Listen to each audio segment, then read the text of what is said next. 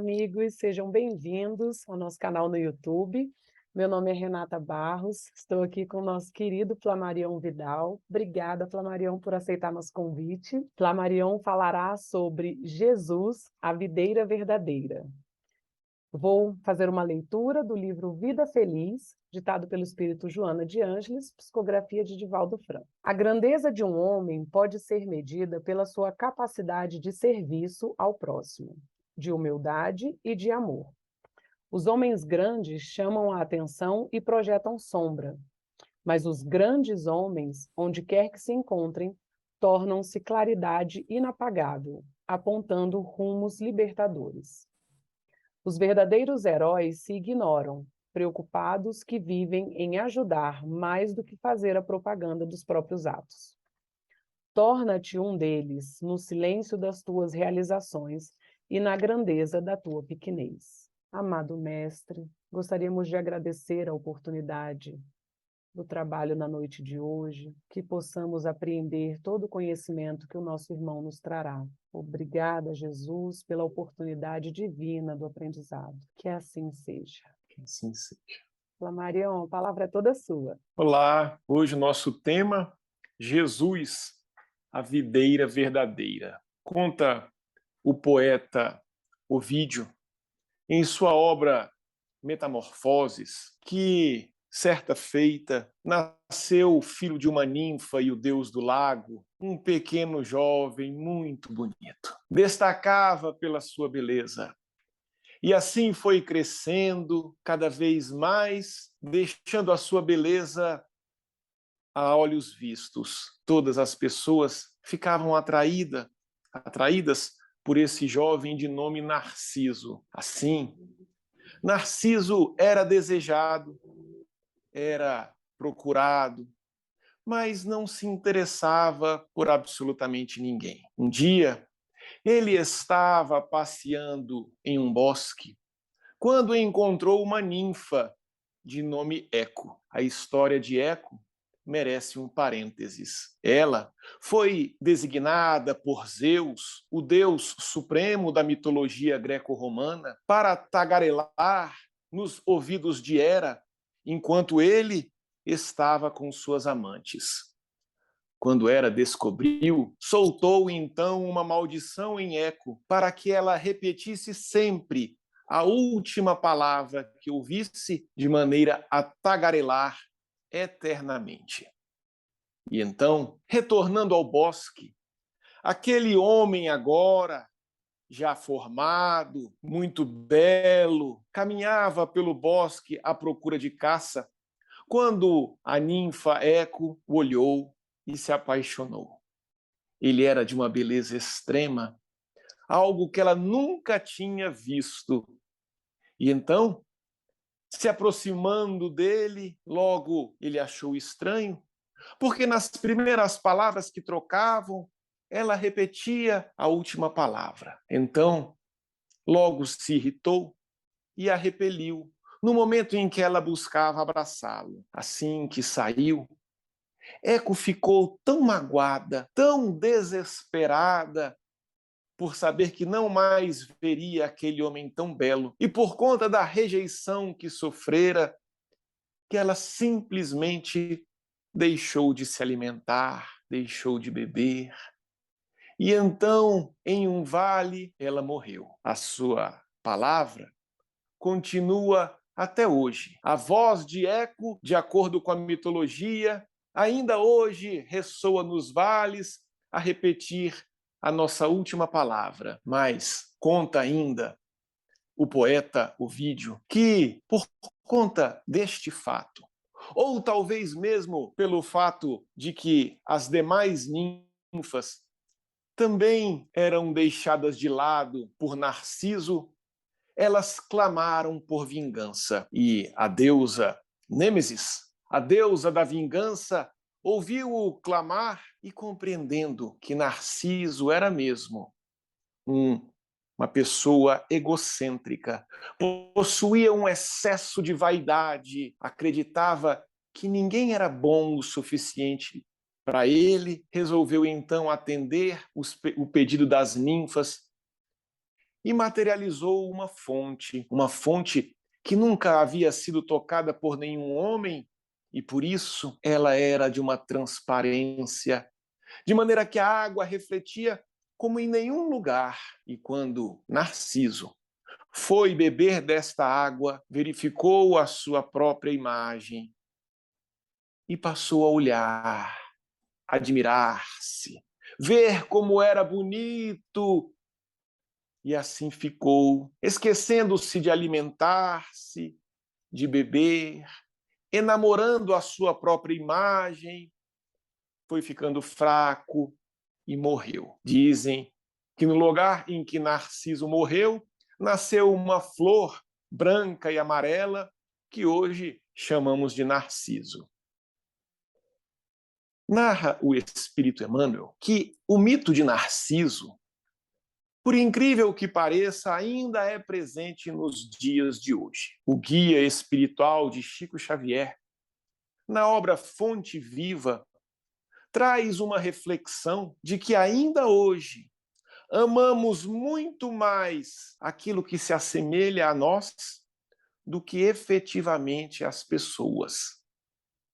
Costumamos gostar muito daquelas que estão mais próximas, no ambiente familiar, ou mesmo dos amigos que se parecem conosco, que pensam como nós, que têm jeitos, traços que se assemelham ao nosso, mas basta a identificação de uma diversidade e então já repelimos esta amizade.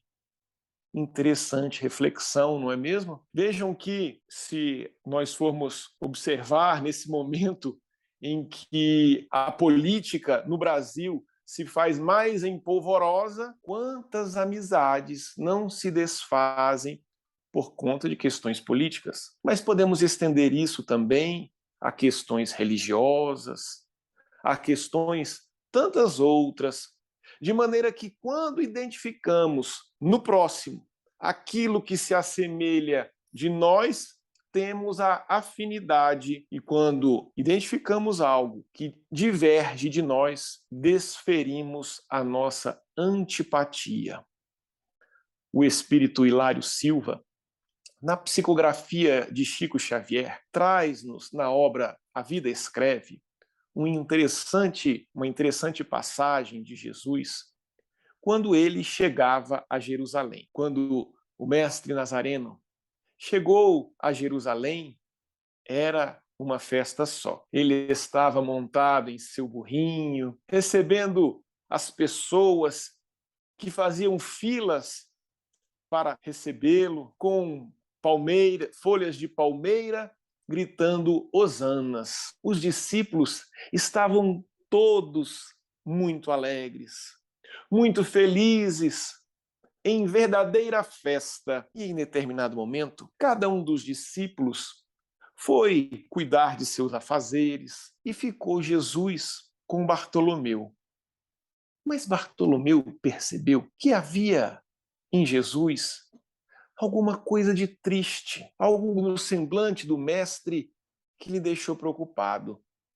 Então, fez a pergunta ao divino Rabi: Mestre, por que essa tristeza? O senhor não percebe que nós vencemos os nossos inimigos? E então Jesus, com um olhar compassivo, foi olhando de um por um de seus discípulos. Olhou Pedro, que o negaria. Olhou Judas, que o trairia. Olhou para Tomé, que o abandonaria.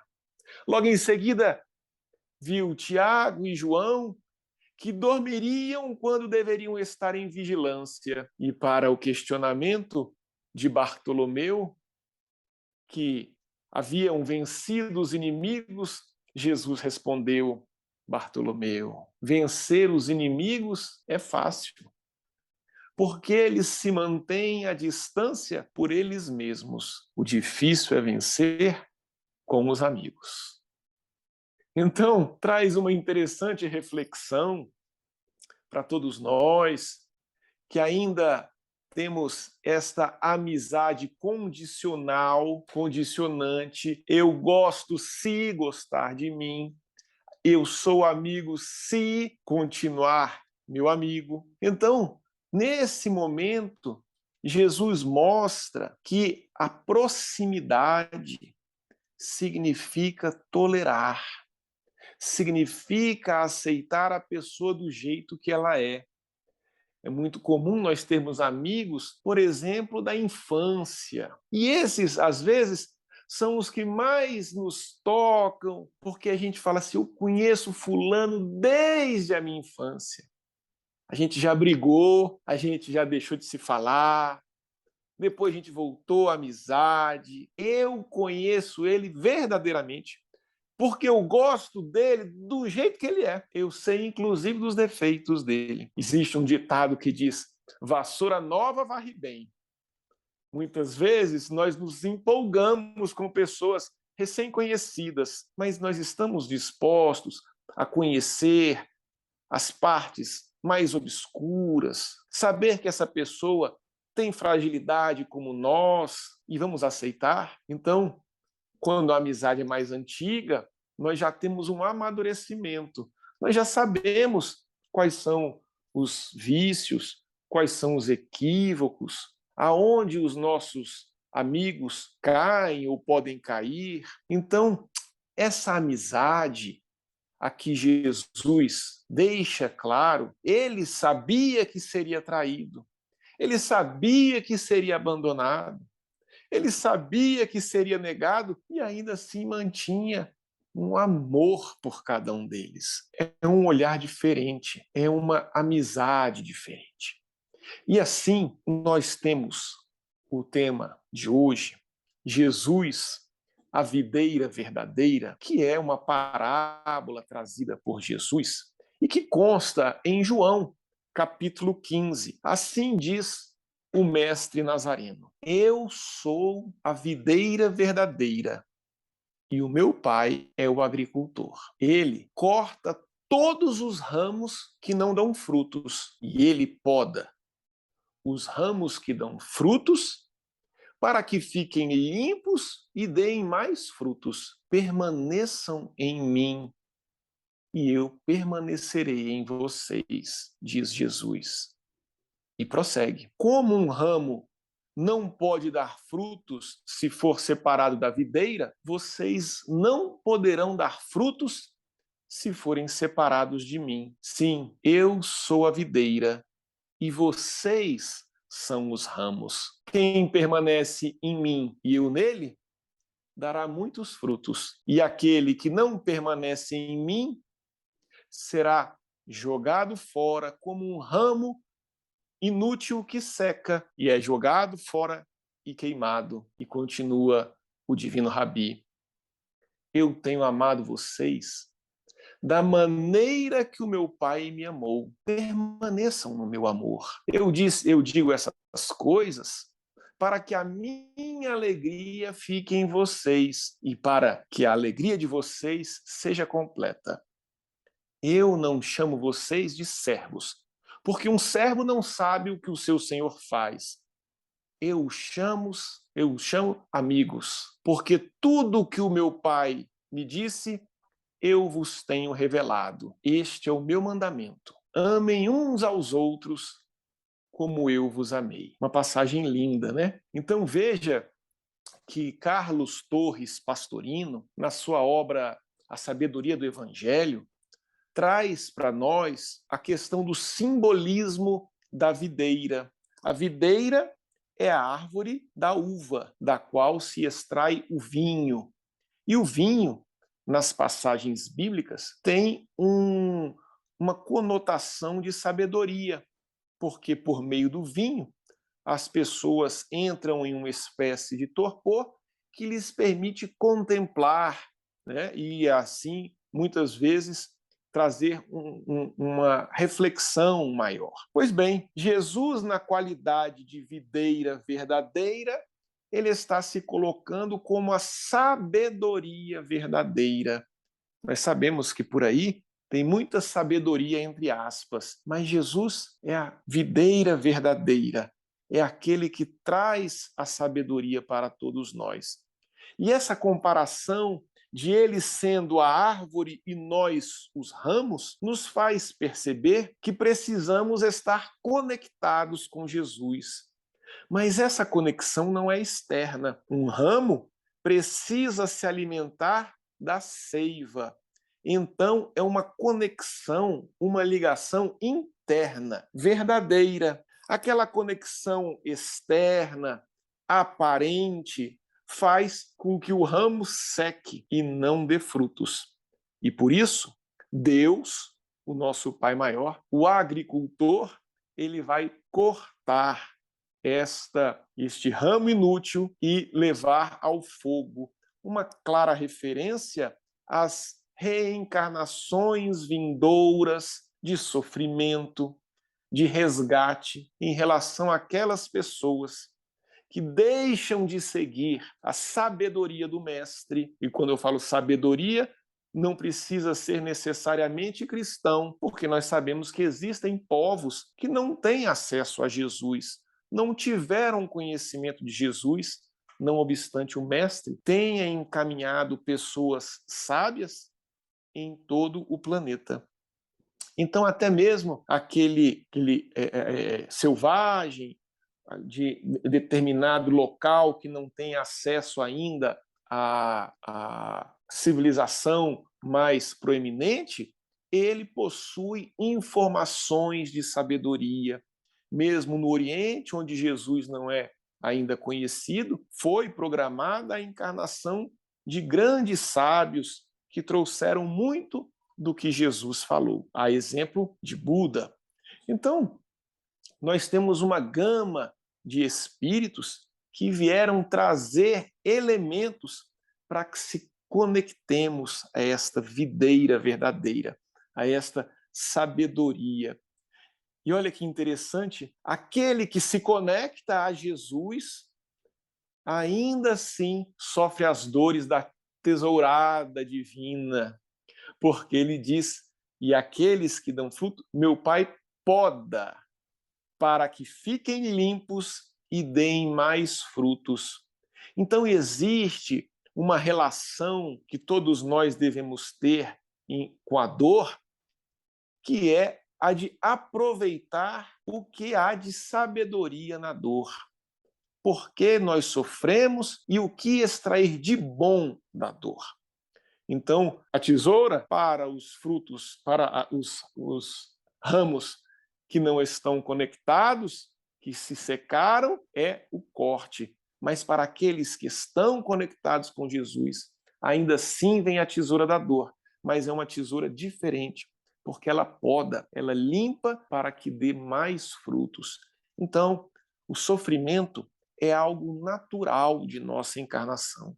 Precisamos apenas extrair significado dessa dor. O que eu preciso aprender a respeito dessa dor? E quem está conectado à videira verdadeira de Jesus sofre diferente, porque sofre com a consciência tranquila, sabendo que fez a sua parte e que não é o responsável pela dor.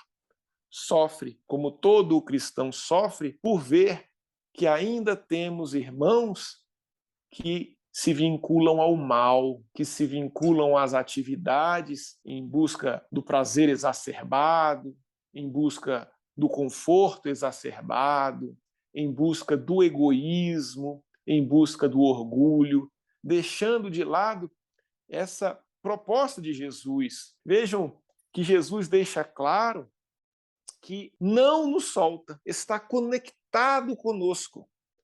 E por isso ele diz, permaneçam em mim e eu permanecerei em vocês. Jesus não larga. Muitas das vezes, nós sabemos que caímos, fazemos algo que não gostaríamos de fazer e ficamos até no sentido indignos de sermos cristãos. Mas veja que Jesus não nos larga. A única condicionante que existe somos nós mesmos. Permaneçam em mim e eu permanecerei em vocês. Então, se nós não desgarrarmos, Jesus não desgarra. Não existe aquela ideia de que Jesus só é amigo de quem é bonzinho. Jesus é amigo de toda a humanidade. E veja que essa ascensão moral que ele possui, ele deixa claro: não chamo vocês de servos, porque um servo não sabe o que o seu senhor faz. Eu vos chamo amigos, porque tenho revelado tudo o que meu Pai me revelou.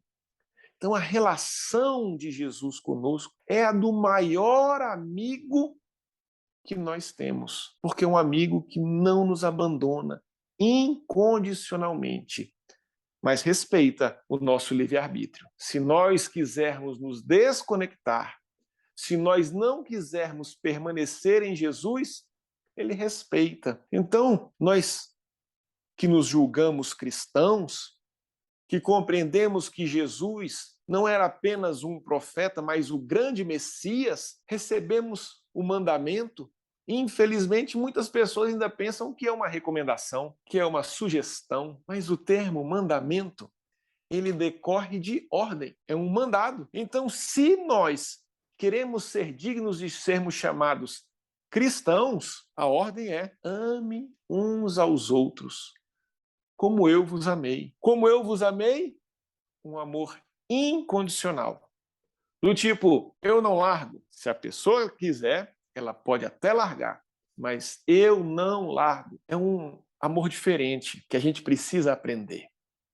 Todos nós estamos em condição evolutiva, ainda inicial, estamos mais perto da animalidade do que da angelitude, mas podemos compreender desde já o caminho a tomar. E este caminho a tomar significa amar uns aos outros, mais do que nós estamos acostumados a amar nossos amigos. É amar uns aos outros como Jesus nos ama.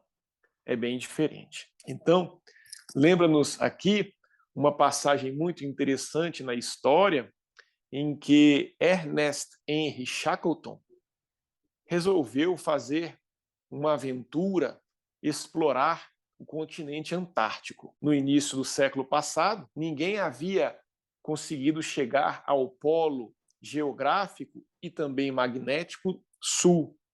Então, Shackleton teve uma ideia: montar uma expedição transantártica e chegar àquele ponto extremo sul do planeta. E ele fez um convite, na verdade, fez uma procura que mandou publicar em um jornal em 1907.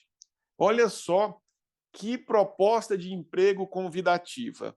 Diz assim a proposta de emprego: procura-se homens para viagem perigosa, salário baixo, frio extremo, muitos meses de escuridão, perigo constante. O retorno não é garantido. Em caso de êxito, honra e reconhecimento.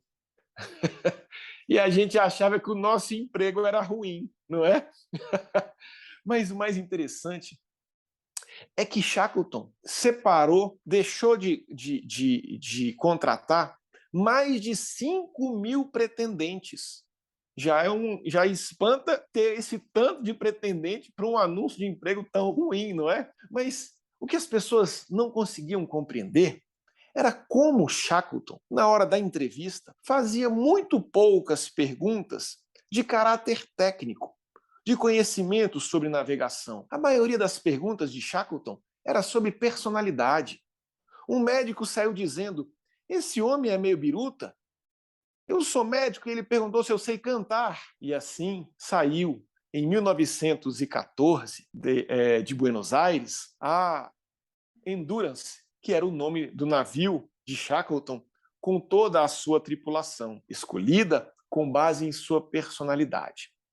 Antes mesmo de chegarem ao continente antártico, o barco saiu por volta de setembro de 1914 e quando foi em janeiro de 1915, bem antes de chegar ao continente antártico, o frio foi tão grande que foi congelando o mar e o Endurance ficou preso em um grande bloco de gelo. Eles tentaram quebrar de todas as formas, mas não conseguiram e perceberam que estariam presos por todo o inverno. O inverno, nos polos, possui uma característica. Como o sol está iluminando o extremo norte, no inverno no sul, não tem iluminação. É uma noite, uma grande noite de 24 horas seguidas, noite, noite, noite. E assim eles permaneceram de setembro, de janeiro até setembro de 1915 presos. E enquanto estavam presos, é que compreenderam por que Shackleton se preocupava tanto com a personalidade. Porque estavam todos presos no escuro por muitos meses. E aí, aqueles valores que ninguém julgava pertinente, como cantar, como saber contar uma piada, como aceitar e tolerar o próximo, se fizeram presentes e se fizeram necessárias. Assim, quando a primavera chegou, o casco começou a quebrar. E então eles rapidamente tiraram os barcos salva-vidas, tiraram parte dos alimentos e o navio afundou. Aí eles correram para a Ilha Elefante e quando chegaram na Ilha Elefante, perceberam que não haveria socorro, até porque em 1915 não existia tecnologia para tanto. Então, eles perceberam que precisavam enfrentar os mares oceânicos, onde as tempestades são mais fortes, os furacões, e ele, Shackleton, se dispôs a fazer. Shackleton conseguiu conquistar a amizade de todos, porque quando alguém estava passando fome, ele entregava, por exemplo, a sua própria bolacha, que recentemente foi leiloado por 1.250 libras, um artefato verdadeiramente histórico. Quando o fotógrafo perdeu as suas luvas, Shackleton tirou de sua própria mão as luvas e desde então passou a ter uma ferida de queimadura pelo frio. Era um verdadeiro líder. E quando precisou que alguém fosse às Ilhas Geórgias do Sul, a 1.300 quilômetros de onde estavam, num barco de menos de 6 metros, Shackleton disse, eu irei. E junto com outros 5, estavam carregando o barco. Quando as provisões eram deixadas com ele, ele dizia, não, as provisões eu só preciso para 4 semanas e meia, porque pelos nossos cálculos, se eu não chegar lá em 4 semanas e meia, é que estarei perdido no oceano. Não há solução. E assim ele foi. Houve uma grande tempestade, e nessa tempestade chegou a afundar um navio de 500 toneladas que estava lá próximo, mas não afundou o bote salva-vidas de Shackleton. Ele chegou às Ilhas Geórgias do Sul no começo de 1918. E assim que chegou, teve que caminhar mais 51 quilômetros de terreno montanhoso em 36 horas ininterruptas, até que conseguiu chegar a uma estação baleeira. E lá chegando, promoveu um barco para que socorresse todos os seus tripulantes. E todos os tripulantes foram salvos. Então, Shackleton diria posteriormente, as dificuldades são simplesmente coisas que se devem superar. É um outro olhar, um olhar diferente para as nossas amizades, não mais a respeito de como a pessoa deve ser, mas de como eu devo aceitá-la. Essas dificuldades precisam ser superadas. E mais do que esperar do outro, nós, cristãos, precisamos seguir um mestre. Permaneçam em mim e eu permanecerei em vocês. Não sermos jamais nós quem abandonamos, quem nos libertamos, como muitas vezes queremos julgar, daquelas pessoas mais difíceis, daquelas pessoas que ainda não conseguiram compreender a maturidade espiritual, coisa que a doutrina espírita já nos permite. Então, eu gosto sempre de falar algumas poesias, porque a poesia ela consegue trazer a energia do espírito, né? quando a gente fala um texto, a gente acaba que adapta. Mas a poesia, quando a gente decora, a gente é obrigado a decorar igualzinho foi narrado pelo seu autor. E Chico Xavier trouxe muitas poesias espíritas. Então, eu gostaria, antes de ler essa poesia, de recitá-la, lembrar a todos que consultem essas poesias espíritas. Tem muita sabedoria por trás de pequenas estrofes. Então, a de hoje consta nessa obra Correio Fraterno, de Chico Xavier, e o poema é União e Amizade. Diz assim o espírito Carmen Senira: união e amizade. Asas de luz da paz e da alegria, com que nossa alma voa a cada dia ao reino augusto da fraternidade. Da união nasce a fonte soberana do poder que redime pelo amor milagroso, amplo e sublime, de que todo o universo se engalana. Da amizade provém a santa vibração das aleluias de renovação, das claridades do infinito bem, sem que a luta nos una, passo a passo. Sem que nos amemos, dormirão nossos sonhos nos extremos da aflição, da amargura e do cansaço. União e amizade, fadas celestes da felicidade. Quem ouvi-las submisso, agindo para honrá-las e atendê-las, guarda os braços nas bênçãos do serviço e o coração na glória das estrelas. Muita paz, muita união e amizade. Que assim seja. Que linda poesia, né? Que possamos amar sem condições, né? Amar de uma forma mais pura, né? E incondicional.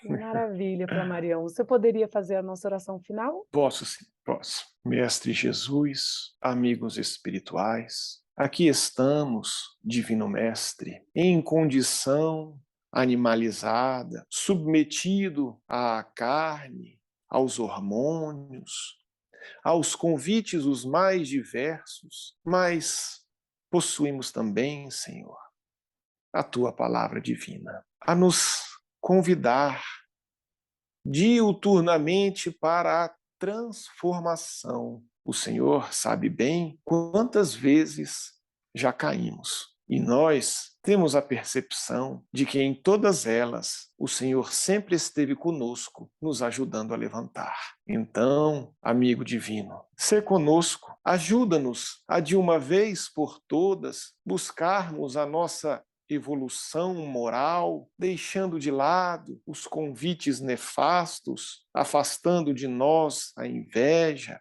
o orgulho, afastando de nós a revolta, a falta de fé. Mestre, ajuda-nos com o teu olhar amoroso, amparando a nós em nossas necessidades e permita, Mestre, que nós possamos estar na condição de amigos e jamais largar do Senhor.